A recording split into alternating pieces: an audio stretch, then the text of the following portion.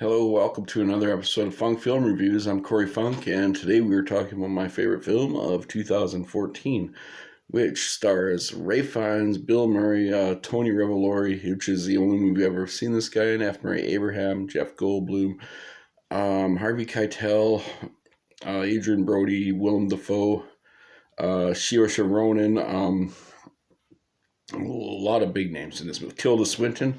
It's basically, it's about Jason Schwartzman, who's in Owen Wilson, who's also in a lot of Wes Anderson films, and this is a Wes Anderson movie.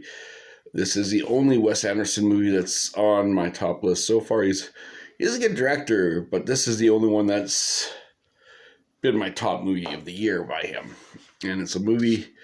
It's about a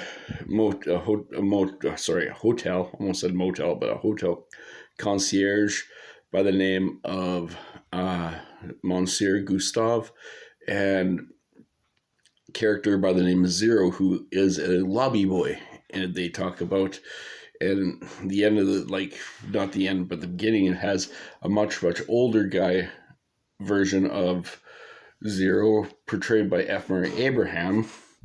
And he talks about his time with Gustave and how he developed a friendship and things like that.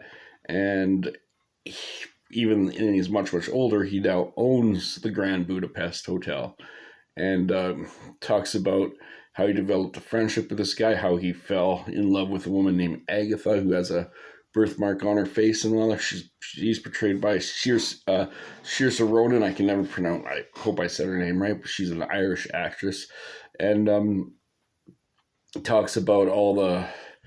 And Gustave's character, like, one of the funniest things about him, I actually heard about this too, in the movie, they put a lot of the budget on Tilda Swinton's makeup to make her look like she's 80-something years old. And Gustave has a fetish for much older senior women. And it's one of the funniest things like that. He's like, I know what you're thinking. He's like that, and does a joke about they found her dead and all that. Then he runs away from the police, and just Grand Budapest Hotel is a one-of-a-kind film. It's funny. It has some heartwarming moments. It's a lot of amazing acting, fantastically written screenplay.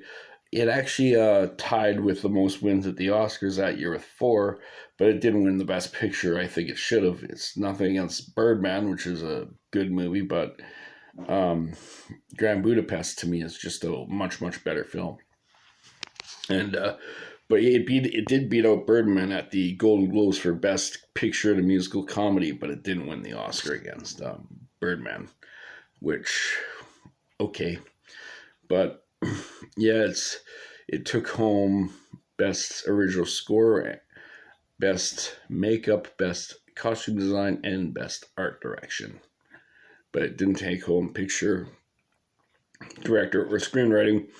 And I thought that I wish it had one more nomination, which was for actually two more nominations would have been all right, because I thought that Jeff Goldblum did really good for a supporting actor, but Ray Fiennes definitely for actor, because he made that show. He did fantastic in this movie. How Ray Fiennes only has the 2 nominations under his belt. Well, he's probably getting his 3rd this year for Conclave, because I was hearing reviews about that movie. But how he's got only 2 nominations under his belt, I have no idea. He should be a winner, in my opinion. He should have won for 1993 Best Supporting Actor for Schindler's List. And yeah, so that's my favorite film of the year 2014 is The Grand Budapest Hotel. I recommend. Wes Anderson did a beautiful way of making this almost like a dreamlike movie. He has a way of filming. He has an obsession with symmetry when he's directing, and you can tell a Wes Anderson film when you're watching it, because it's filmed in a certain way that it's only his style. He uses colors, like pastel colors.